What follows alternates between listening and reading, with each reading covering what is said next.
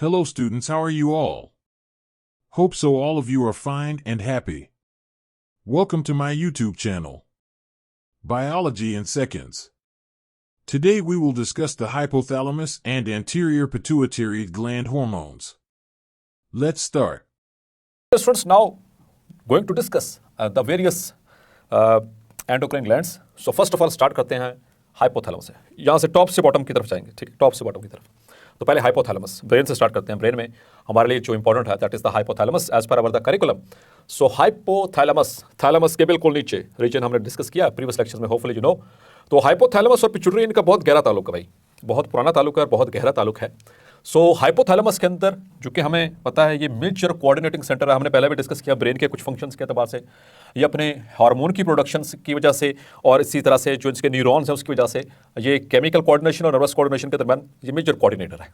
बहुत ज़बरदस्त चीज़ है, मास्टर चीज़ है हमारे ब्रेन की हाइपोथैलेमस.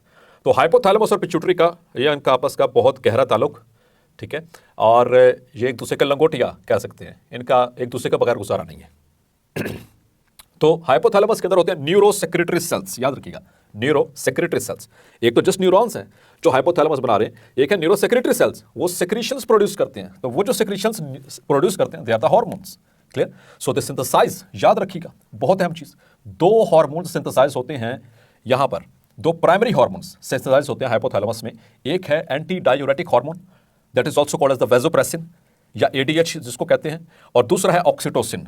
ये दो हार्मोन्स जो कि प्रोड्यूस कहां पर हो रहे हैं हाइपोथैलेमस में. हाइपोथैलेमस के जो न्यूरो सेक्रेटरी सेल है उसकी सेल बॉडीज में, ये इंपॉर्टेंट चीज है, सेल बॉडीज के अंदर ये सिंथेसाइज होंगे और फिर वहां पर ग्रेन्यूल्स की शक्ल में ये पैक होंगे and they will be move down to the axons. और इनके जो एक्सॉन होते हैं वहां के जो साइनेप्टिक नर्व्स हैं they form the synapse with the blood capillaries और वहां पर जाकर के स्टोर हो जाएंगे. और जब इनकी जरूरत पड़ेगी तो पोस्टीरियर पिट्यूटरी की सर्कुलेशन में ये रिलीज हो जाएंगे, वहां पर फिर ये अपना अपना काम दिखाएंगे जैसे जैसे इनकी रूटीन में नॉर्मल फंक्शनिंग होती है. तो हाइपोथैलेमस में दो तरह के हार्मोन्स प्रोड्यूस हो रहे हैं, एक तो रिलीजिंग फैक्टर्स और एक inhibiting factors. So it is a battery of hormones, एक लंबी चौड़ी लिस्ट है, ठीक है, जो मुख्तलिफ तरह के हार्मोन्स यहां से प्रोड्यूस हो रहे हैं. और फिर वो इफेक्ट किसको करने, एंटीरियर पिट्यूटरी के हार्मोन्स को. इसलिए हमने वर्ड यूज किया हाइपोथैलेमस पिट्यूटरी कनेक्शन. तो आइए चलते हैं जरा देखते हैं कि हाइपोथैलेमस से कौन सा हार्मोन प्रोड्यूस हो रहा है और उसका एंटीरियर पिट्यूटरी पे क्या रिस्पॉन्स, उसको रिस्पॉन्स किस तरह से कर रही है. तो सबसे पहले the growth hormone releasing factor, या जिसको हम, इसका दूसरा नाम द सोमैटोट्रोफिन रिलीजिंग फैक्टर. ये रिलीजिंग फैक्टर हमने बात की ना, रिलीजिंग फैक्टर हैं और इनहिबिटरी फैक्टर्स यहां से रिलीज हो रहे हैं. तो जब ग्रोथ हार्मोन रिलीजिंग फैक्टर या सोमैटोट्रोफिन रिलीजिंग फैक्टर रिलीज होगा तो एंटीरियर पिट्यूटरी उसका क्या रिस्पॉन्स करेगी, it will secrete the growth hormone, या जिसको हम कहते हैं सोमैटोट्रोफिक हार्मोन, जिसको सेक्रीट करेगी. जहां तक बात है सोमैटोस्टैटिन की, यह इनहिबिटरी हार्मोन है. जैसे ये हाइपोथैलेमस से रिलीज होगा एंटीरियर पिट्यूटरी पर जाएगा तो क्या होगा, it will inhibit the growth hormone और सोमैटोट्रोफिक हार्मोन सिक्रीशन, जिसको रोक देगा. क्लियर? ये इनहिबिटरी है somatostatin. Next is TRF, the thyrotropin releasing factor, that is thyrotropin. RF से मतलब रिलीजिंग फैक्टर, ठीक है, रिलीजिंग फैक्टर कहते हैं इसको. सो ये कहां पर एक्ट करेगा, ये एंटीरियर पिट्यूटरी से रिलीज करवाएगा. It will secrete, the anterior pituitary will secrete in response to this hormone, secretes the thyroid stimulating hormone TSH. Clear? और then there is corticotrophin releasing hormone, इसे कहते हैं corticotrophin. आगे RF का मतलब तो समझ गए, रिलीजिंग फैक्टर. तो ये जब सेक्रीट होगा हाइपोथैलेमस से, एंटीरियर पिट्यूटरी रिस्पॉन्स क्या करेगी, it will secrete adrenocorticotrophic hormone. और ACTH कहां पर एक्ट करेगा, it will act upon the adrenal cortex. Clear? आगे चलकर डिस्कस करते हैं. Then there is PIF, that is prolactin inhibitory factor है, ठीक है, और नाम से जाहिर है it will inhibit prolactin secretion. कहां से, प्रोलैक्टिन कहां से सेक्रेट होता है, एंटीरियर पिट्यूटरी से, you know very well. And then there is GnRH, that is the gonadotrophin gonadotrophin releasing hormone और रिलीजिंग फैक्टर। तो ये क्या करेगा, एंड इसके रिस्पॉन्स जब ये रिलीज होगा एंटीरियर पिट्यूटरी में, तो एंटीरियर पिट्यूटरी किस तरह से रिस्पॉन्स करेगी, it will secrete the FSH, it will secrete LH and it will also secrete the prolactin. ये 3 हार्मोन्स हैं जो कि गोनाडोट्रोफिक रिलीजिंग हार्मोन की वजह से एंटीरियर पिट्यूटरी रिलीज करेगा। क्लियर, चले, so that was the hypothalamus. लेकिन याद रखना है हाइपोथैलेमस हार्मोन कौन से प्रोड्यूस कर रहा है, वो 2 ही हैं, ये प्राइमरी हार्मोन्स हैं। ठीक है, प्राइमरी हार्मोन्स उन हार्मोन्स को कहते हैं तो जब अपने टारगेट पे पहुंचे और अपना फंक्शन परफॉर्म कर दें। एक होते हैं सेकेंडरी हार्मोन्स। सेकेंडरी हार्मोन्स क्या करते हैं, वो खुद जाकर किसी मतलब कि किसी सेल या टिश्यू के ऊपर कोई अपना फंक्शन मतलब कि एज इट इज सेल को के अंदर कोई पहले से मौजूद बायोकेमिकल रिएक्शन को स्टिमुलेट या इनहिबिट नहीं करवाते, बल्कि ये मुख्तलिफ ग्लैंड्स को जाकर स्टिमुलेट करवाते हैं या इनहिबिट करवाते हैं कि भाई जाकर तुम अपनी सेक्रेशन को स्टार्ट करवाओ और अपना काम दिखाओ। उनको सेकेंडरी हार्मोन्स कहा जाता है। तो ये 2 और तरह से क्लासिफिकेशन है basis upon the site of target they are going to perform their functions। तो primary hormone direct action, cell के ऊपर डायरेक्ट एक्शन है, ठीक है, और सेकेंडरी हार्मोन वो जाकर दूसरे एंडोक्राइन ग्लैंड्स को स्टिमुलेट करते हैं कि भाई अपने हार्मोन्स को निकालो। तो ये 2 प्राइमरी हार्मोन्स हैं, कौन कौन से, ADH और oxytocin. So these are prepared और दीज आर सिक्रेटेड और these are synthesized by the hypothalamus. Hypothalamus में कौन से, न्यूरोसेक्रेटरी सेल्स। चलिए अब मूव करते हैं पिट्यूटरी ग्लैंड पे। तो नेक्स्ट ब्रेन के अंदर हाइपोथैलेमस के बिल्कुल नीचे छोटा सा मटर के दाने के साइज का द पिट्यूटरी ग्लैंड, इसका दूसरा नाम it is also called hypophysis cerebri. Greek में कहते हैं हाइपो का मतलब बिलो, फाइसिस का मतलब ग्लैंड और सेरेब्री का मतलब ब्रेन के नीचे। तो ब्रेन के नीचे एक छोटा सा ग्लैंड है, एंडोक्राइन ग्लैंड है, this is called as the pituitary gland. ठीक है, इसको that is basically ovoid shape याद रखनी है, ओवाइड, ठीक है, not spherical, it is ovoid, 0.5 grams, ठीक है, इन वेट। ये किसके अंदर, एडल्ट्स के अंदर, इन एडल्ट्स। होपफुली आपको पता चल चुका है, हम जितने भी इस तरह की रीडिंग्स की बात करते हैं तो उन्होंने एडल्ट्स की ही रीडिंग्स को कंसीडर किया जाता है, अनलेस कि हम बच्चों के लिए स्पेसिफिकली और बूढ़ों के लिए स्पेसिफिकली मेंशन ना करें। सो इट इज ओवाइड एंड 0.5 ग्राम, ठीक है, इन स्ट्रक्चर। अच्छा, ये ब्रेन के साथ, चूंकि ब्रेन के नीचे हाइपोफाइसिस, तो ब्रेन के साथ कैसे अटैच्ड है ये देखिएगा, यू नो वेरी वेल, हम पहले इसको देख भी चुके हैं, like this. So this is, अब ये जो स्टॉक है ये वाला जिसके जरिए ये अटैच है टू द ब्रेन, ऊपर हाइपोथैलेमस के बिल्कुल नीचे ये पड़ा हुआ है, this is called infundibulum. Infundibulum, clear, this one. So the stock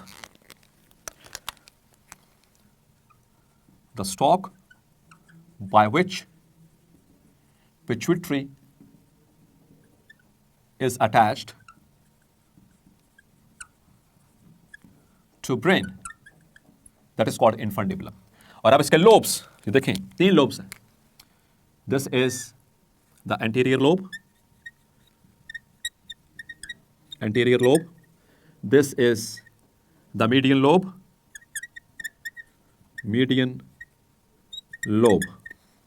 and this is the posterior lobe, clear। तो ये 3 lobes, anterior lobe which is called as a master gland, इसको master gland भी कहते हैं, इसको adenohypophysis भी कहते हैं, it is also called adenohypophysis, ठीक है। hypophysis cerebri तो जनरल नाम है पिट्यूटरी ग्लैंड, तो इसे कहते हैं एडिनोहाइपोफाइसिस या इसको कहते हैं मास्टर ग्लैंड। और इससे इट सेक्रेट्स, याद रखिएगा एमसीक्यू, इट सेक्रेट्स 6 हार्मोन्स, और ये जो 6 हार्मोन्स हैं दे आर ट्रॉफिक हार्मोन्स, ठीक है। मीडियन लोब, इसमें से इट सेक्रेट्स, ये छोटा सा है, बिल्कुल छोटा सा, सेक्रेट्स 1 हार्मोन, ये एक ही हार्मोन सेक्रेट करता है, 1 जी, कौन सा है, शाबाश, it is MSH, the melanophore stimulating hormone. Posterior lobe, इसको कहते हैं न्यूरोहाइपोफाइसिस, क्लियर, इसका दूसरा नाम, जैसे उसको एडिनोहाइपोफाइसिस कहते हैं। और यहां से कितने हार्मोन सीक्रेट हो रहे हैं, 2 हार्मोन्स, 2 हॉर्मोन्स। यहां से कौन कौन सा? जी शाबाश, फटाफट। एक तो एडीएच एंटी डायूरेटिक हार्मोन और द वैसोप्रेसिन, और दूसरा ऑक्सीटोसिन। क्लियर? यहां से 6 कौन से रिलीज हो रहे हैं? So there is a list बना लेते हैं, आसानी रहेगी। एक तो somatotrophic hormone number 1, number 2 the thyroid stimulating hormone, number 3 adrenocorticotrophic hormone, number 3, number 4 are the gonadotrophic hormones. अब जो गुनेडोट्रॉफिक हार्मोन है वो 3 है, तो 3 तो ये हो गए, और गुनेडोट्रॉफिक के आगे फर्दर 3 है। एक तो FSH follicle stimulating hormone, LH जिसको हम कहते हैं आईसीएसएच, और तीसरा प्रोलैक्टिन। क्लियर? तो 3, 1, 2, 3, 4, 5 और 6। क्लियर? तो ये 6 हॉर्मोन्स हैं जो कि एंटीरियर लोब से, मास्टर ग्लैंड से सेक्रेट हो रहे हैं। एक जो है मीडियन लोब से, 2 पोस्टीरियर लोब से। So let's have a look in detail. So now the anterior pituitary,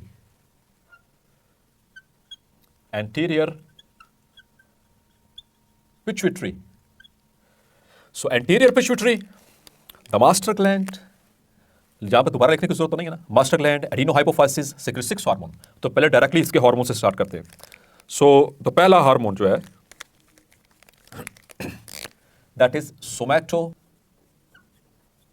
सोमैटोट्रॉफिक hormone, और it is also called the growth hormone. Clear? तो पहला हार्मोन ग्रोथ हार्मोन, जो सोमैटोट्रॉफिक हार्मोन, सिक्रेट कब होगा? जी, जब इसका रिलीजिंग फैक्टर आएगा। It's releasing factor is growth hormone releasing hormone और द फैक्टर, और द सोमैटोट्रॉफिक रिलीजिंग फैक्टर, एसआरएफ। ठीक है, सोमैटोट्रॉफिक रिलीजिंग फैक्टर, सोमैटोट्रॉफिन रिलीजिंग फैक्टर। अब याद रखना है, इट इज, ये दोनों जो कि सिनोनिम्स हैं, released through out the life, सारी जिंदगी रिलीज होते रहते हैं थ्रू आउट लाइफ। क्लियर? और हमारी जो लाइफ है उसको हम 2 हिस्सों में तकसीम करते हैं। किस तरह से? On the basis of our growth. एक है एडोलेसेंस, और फिर एक एडोलेसेंस के बाद। एडोलेसेंस तक जो है हमारी हड्डियां ग्रो करती हैं, हमारे अंदर हमारा कद बढ़ता है। ये आमतौर पर जो उम्र है, ये 10 साल से लेकर के 19 साल तक की जो उम्र है वो एडोलेसेंस कहलाती है। ठीक है, तो हम इसको देखेंगे। नॉर्मली क्या कहता है कि it controls, so it controls the growth rate up to adolescence। ठीक है, एडोलेसेंस तक तो ऐसा किया, ठीक है, ग्रोथ रेट को, एंड इंक्रीजेस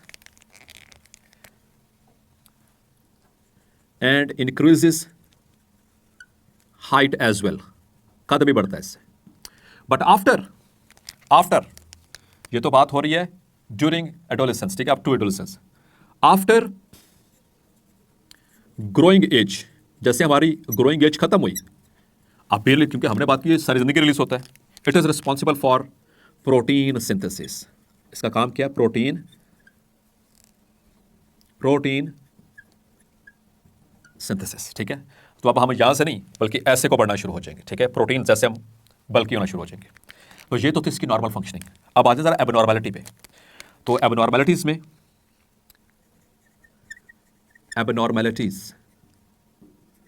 एबनॉर्मैलिटीज में या एबनॉर्मल सिक्रीशन में, एक हम देखेंगे ड्यूरिंग ग्रोइंग एज, जब ग्रोइंग एज चल रही है उस वक्त क्या हो सकती हैं, एंड आफ्टर ग्रोइंग एज, जब हमारी ग्रोइंग एज खत्म हो गई उसके बाद क्या होगा आफ्टर ग्रोइंग एज।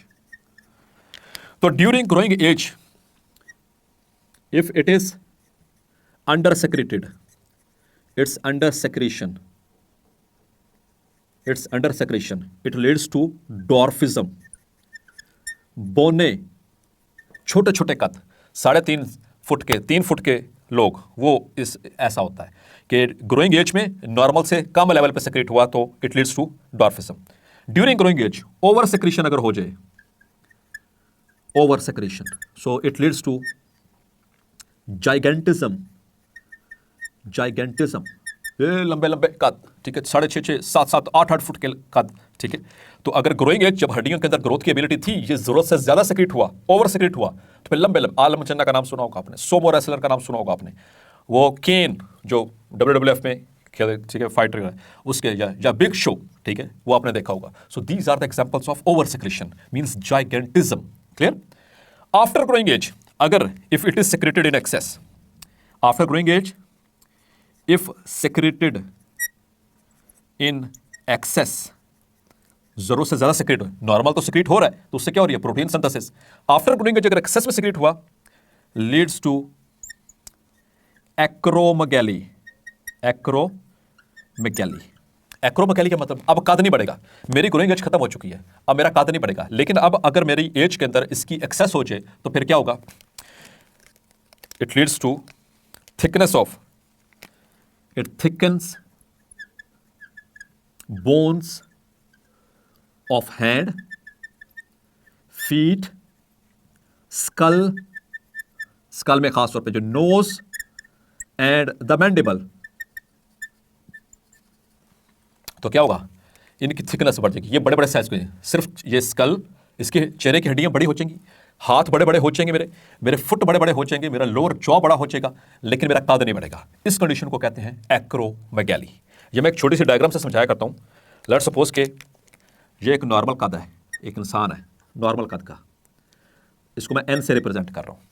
तो डॉर्फिज्म में क्या होगा, डॉर्फिज्म में देखिए ये है जी डॉर्फिज्म, इसको मैं डी से रिप्रेजेंट करूं, छोटे छोटे कद, 3 साढ़े 3 फुट के लोग। अच्छा जी, अगर जाइगेंटिज्म, जाइगेंटिज्म में क्या होगा, तो ये रहा जाइगेंटिज्म, उसमें सारी पूरा स्केलेटन इंक्रीज करेगा, दिस इज जाइगेंटिज्म। लेकिन अब एक्रोमेगैली क्या है, एक्रोमेगैली ये देखें, एक्रोमेगैली में स्कल बड़ी होगी, देखिए ये कद उतना ही है, स्कल बड़ी होगी और हाथ बड़े हो गए और फुट बड़े हो गए। So this is acromegaly. मैं इस डायग्राम से एक्सप्लेन किया करता हूं अपने स्टूडेंट्स को, and you are my students. तो dear students, the anterior pituitary, anterior pituitary, master gland,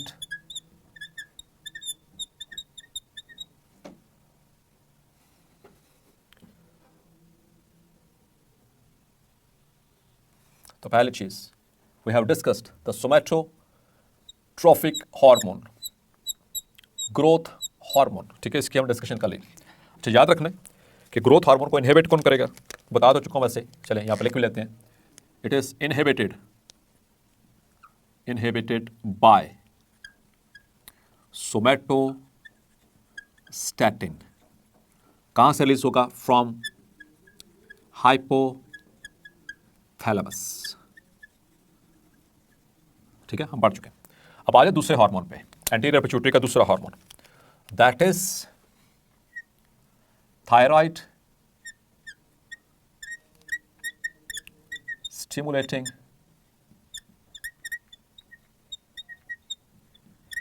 hormone, और कॉल्ड द TSH। जी डियर स्टूडेंट्स, तो इसका releasing factor that is the thyrotropin releasing factor,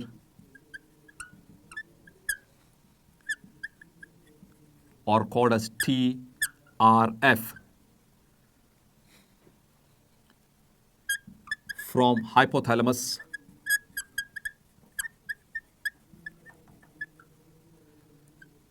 तो anterior pituitary releases thyroid stimulating hormone, and it is produced throughout the life, throughout life, like the somatotrophin releasing factor. तो TSH हमेशा सारी जिंदगी release होता रहता है उसी की तरह के, like the growth hormone releasing factor. और its levels are controlled by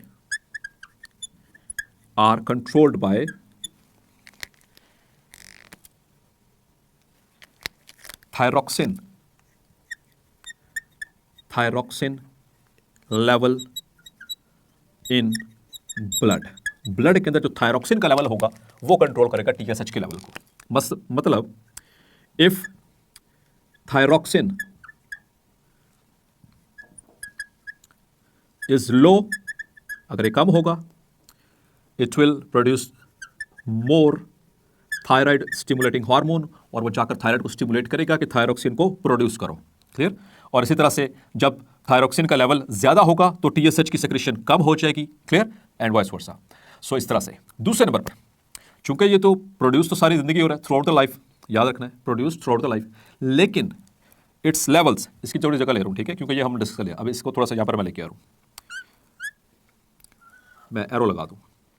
it's levels reach high, ये हाईएस्ट होते हैं. हाईएस्ट कब होते हैं? ड्यूरिंग रैपिड ग्रोथ पीरियड, जब कद और बिल्ड एकदम से जल्दी जल्दी बढ़ रहा हो. और वो कब होता है? That is during adolescence. Adolescence याद रखिएगा, एडोलेसेंस को कहते हैं रैपिड ग्रोथ पीरियड, ठीक है. एंड डेवलपमेंट, उस दौरान इसके जो लेवल्स होते हैं TSH के, वो पीक पे होते हैं, हाईएस्ट होते हैं. वैसे तो through out the life release हो रहा है, लेकिन हाईएस्ट लेवल्स, ये MCQs के लिए मार्क कर लें, हाईएस्ट लेवल्स कब? ड्यूरिंग रैपिड ग्रोथ, यानी कि adolescence and development. And it also increases, किसकी बात हो रही है? TSH की. Increases means the TSH, the number of thyroid cells वो भी बढ़ाएगा, जिसकी वजह से ग्वाइटर भी हो सकता है, ठीक है, गिलर्ड. And secretory activity of thyroid, मतलब T3 T4 के लेवल को बढ़ाना, ये दोनों इसी के ज़िम्मे है. जब TSH इंक्रीज होता है, सो ये इंक्रीज करता है थायराइड सेल्स को, नंबर इंक्रीज होने, नंबर ऑफ थायराइड सेल्स, ठीक है, increases the number of thyroid cells and also the secretory activity of the thyroid. Clear हुई बात? इसके अलावा एक और चीज मेंशन करता चलो, TSH लो और लैक कॉजेस हाइपोथायराइडिज्म, याद रखिएगा. एंड TSH हाई लेवल्स अगर हाई हो जाएगा, so it causes hyperthyroidism.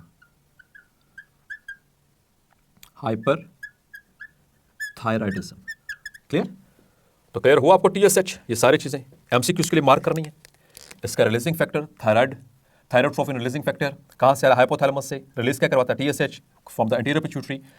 Produce होता है थ्रू आउट द लाइफ, लेकिन हाईएस्ट लेवल्स कब है? हाईएस्ट लेवल्स याद रखने हैं एडोलेसेंस और यानी रैपिड ग्रोथ के दौरान और डेवलपमेंट के दौरान, ठीक है. इसके लेवल्स को कौन कंट्रोल करता है? TSH के लेवल को ब्लड में कौन कंट्रोल करता है? इसके रिलीज को कौन कंट्रोल करता है? कंट्रोल है the levels of thyroxine the blood. अगर थायरॉक्सिन का लेवल कम होगा तो हाइपोथैलेमस से ज्यादा TRF आएगा और ये TSH ज्यादा सेक्रेट होगा, और ये ज्यादा से ज्यादा जाकर थायराइड ग्लैंड को स्टिमुलेट करेगा ताकि वो थायरॉक्सिन को प्रोड्यूस कर सकें, और वहां पर नंबर ऑफ सेल्स को भी इंक्रीज करेगा. तो ये दो हार्मोन्स हो गए anterior pituitary. Now the third one, that is, line लगा ले. नाउ द adrenocorticotropic और ट्रॉपिक हार्मोन, और ACTH. क्लियर? और corticotrophin releasing factor, SCRF, corticotrophin releasing factor, ठीक है, इसका रिलीजिंग फैक्टर है जो कि कहां से आएगा, हाइपोथैलेमस से, ठीक है। और इसको कौन कंट्रोल करेगा, which is controlled by the levels of steroids, levels of steroids कहां पर, इन ब्लड, ब्लड में स्टीरॉइड्स का लेवल कंट्रोल करता है कॉर्टिकोट्रोफिन रिलीजिंग फैक्टर को। मतलब कि if the steroid level low होगा तो ACTH का लेवल हाई होगा, ये ज्यादा रिलीज होगा, बिकॉज के हाइपोथैलेमस से कॉर्टिकोट्रोफिन रिलीजिंग फैक्टर ज्यादा आएगा and it will act upon and vice वर्सा, ठीक है। The ACTH acts upon adrenal, नाम से जाहिर है, एड्रीनो का मतलब एड्रीनल, कॉर्टिको मतलब कि एड्रीनल कॉर्टेक्स, ठीक है, trophic hormone. So it acts upon the adrenal cortex to produce corticosteroids like the cortisol and corticosterone and aldosterone and androgens, clear. तो ये चार हार्मोन्स को कलेक्टिवली कहा जाता है कॉर्टिकोस्टेरॉइड्स, जो कि कौन प्रोड्यूस करवाएगा, ACTH। कब प्रोड्यूस करवाएगा, जब ब्लड के अंदर इन कॉर्टिकोस्टेरॉइड्स का लेवल कम हो जाएगा, क्लियर। और ये students it is also released, ACTH also released directly, एक तो ये इस CRF के अंदर, दूसरा directly by hypothalamic stimulation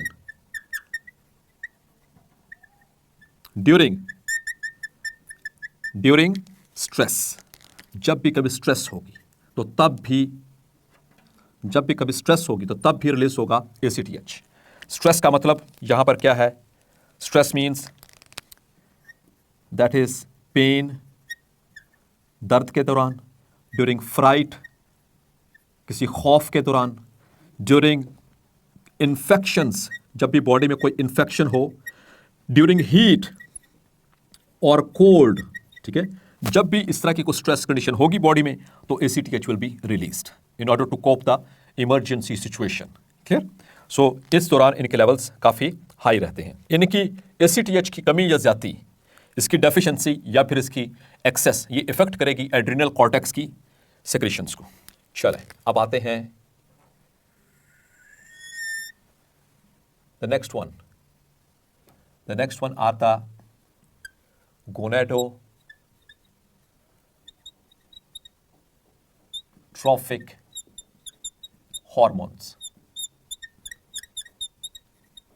gonadotrophic hormones, which are called as GnH,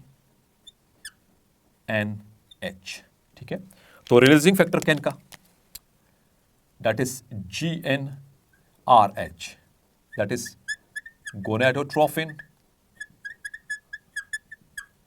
releasing factor. कहां से, रिलीजिंग फैक्टर फ्रॉम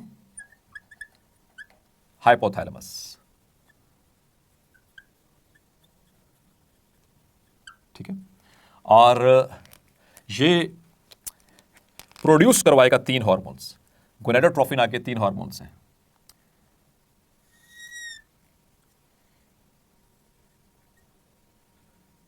अच्छा, number 1 is FSH, the follicle stimulating hormone. तो डियर स्टूडेंट्स, इसका मेल में भी रोल है, फीमेल में भी रोल है। अच्छा, एक और इंपॉर्टेंट चीज कहीं रह ना जाए, एक फैक्टर है luteinising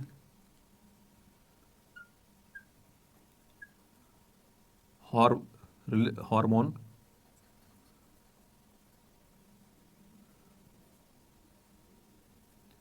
releasing hormone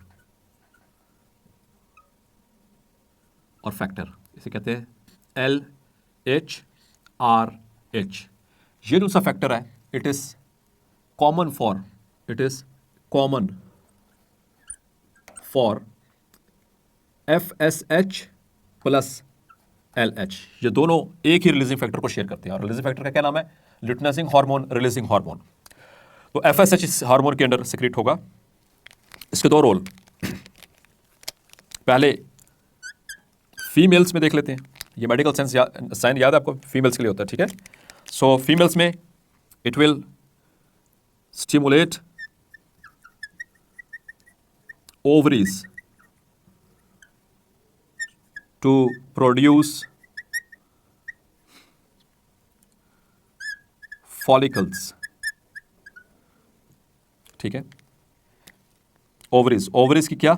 germinal epithelium को, जर्मिनल एपिथेलियम। और मेल्स के अंदर भी रोल है, ठीक है, सिर्फ फीमेल्स में नहीं, मेल्स में भी रोल है इसका। This is the medical science for males. Males में it stimulates germinal epithelium of testes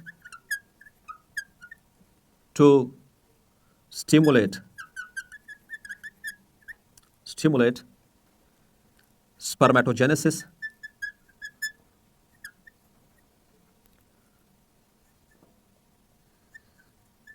clear? Spermatogenesis को ये स्टिमुलेट करवाएगा, ठीक है। और नाउ द FSH के बाद इट इज LH, दूसरा गोनेडोट्रोफिक हार्मोन LH, ल्यूटिनाइजिंग हार्मोन। तो फैक्टर इनका मैंने बता दिया, सेम एक ही रिलीजिंग फैक्टर है जो कि इनको रिलीज करवा रहा है। और luteinizing hormone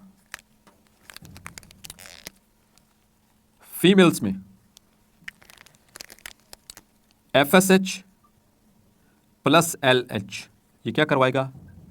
it will stimulate the ovaries to produce, एक तो एस्ट्रोजन को कंट्रोल करेंगे, plus it also leads to ovulation, ovulation भी करवाएगा LH जो है ल्यूटिनाइजिंग हार्मोन, क्लियर। और प्लस फॉर्मेशन ऑफ, अब जो LH है specially it is for formation of corpus luteum. आपको पता है वो yellowish glandular structure which produces progesterone, जो क्या प्रोड्यूस करता है? Progesterone, the hormone of pregnancy. और LH प्लस प्रोलैक्टिन, ये दोनों मिलकर मेंटेन करते हैं, दे मेंटेन कॉर्पस ल्यूटियम। इंपॉर्टेंट है, मार्क कर लीजिए। कॉर्पस ल्यूटियम को मेंटेन भी यही करवा रहे हैं, ठीक है। कौन कौन? LH और प्रोलैक्टिन मिलकर ऐसा करवा रहे हैं। FSH और LH मिलकर के करवा रहे हैं, ओव्यूलेशन भी करवा रहे हैं, एस्ट्रोजन भी वो सिक्रेट करवा रहे हैं, ठीक है। तो ये चीज़ जहर में रखनी है आपने। FSH और इनका कॉम्बो, FSH और LH का कॉम्बो, और LH और प्रोलैक्टिन का कॉम्बो, ये क्या करवा रहा है? और छठा हार्मोन यानी कि गोनेडोट्रोफिक तीसरा हार्मोन, दैट इज प्रोलैक्टिन, या इसको कहते हैं sometimes this word also called as luteotrophic hormone, और LTH भी कहते हैं इसको।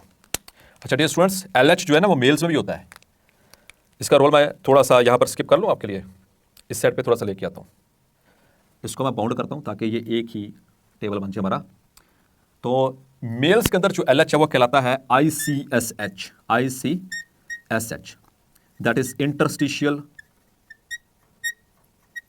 Cell stimulating hormone. तो नाम से काम जाहिर हो गया इसका, इंटरस्टिशियल सेल स्टिमुलेटिंग हार्मोन। ये एनालॉग है एलएच का मेल्स के अंदर। हमारे अंदर एलएच क्या कहलाता है? Interstitial cell stimulating hormone. तो हमारे जो इंटरस्टिशियल सेल्स हैं टेस्टिस के, जो सेमिनिफेरस ट्यूब्यूल्स के दरमियान जो सेल्स होते हैं, ये उनको स्टिमुलेट करेगा। So it leads to the production of, it will produce testosterone. तो मेल के अंदर इसका ये रोल।